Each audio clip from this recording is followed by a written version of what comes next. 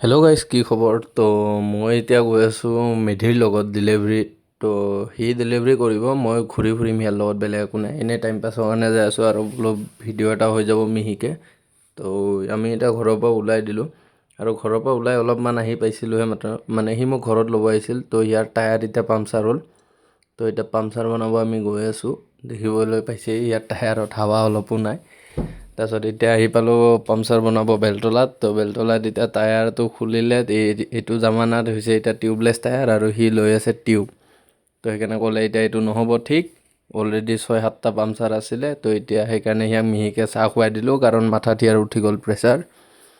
তো বোলো ময়ো খাই লওঁ, সিয়াকো খুৱাই দিওঁ। তাৰপিছত টায়াৰ এটা চেঞ্জ কৰি 1000 টকা দি বঢ়িয়াকৈ ৰাতিপুৱা ষ্টাৰ্ট হৈছিলে মাত্ৰ চুনা এটা খাই গ'ল সি।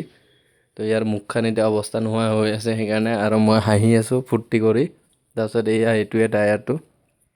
তো এতিয়া সেইকাৰণে ইয়াৰ লগত ডেলিভাৰীত ঘূৰি আছোঁ। তো এতিয়া আমি ছাৰ্ভেতে আছোঁ বাৰু। তো ছাৰ্ভেত এতিয়া সি মিহিকে ডেলিভাৰী দি আহিব, এয়া আহিলেই। তাৰপিছত আমি এতিয়া ওচৰতে আৰু এটা জেগা আছে, তাতে যাম। আৰু কেইটামান জেগা আছে, বহুত বেছি নহয়। সেই কেইটামান জেগাত দি কেনে মিহিকে ঘৰত গুচি যাম। এনেই আহিছোঁ যিহেতু টাইম পাছ কৰিবৰ কাৰণে। তো এতিয়া ইয়াৰ মোচন চাক, মানে কথা এটা আছে ন, ফাটি যাব পাৰে কিন্তু হ'লেও লেভেল নকমে। তো সেনেকুৱা ছিষ্টেম। তো ব্লগটো ইয়াতে এণ্ড কৰি দিছোঁ। কেনেকুৱা পালে জনাব, আৰু এনেকুৱা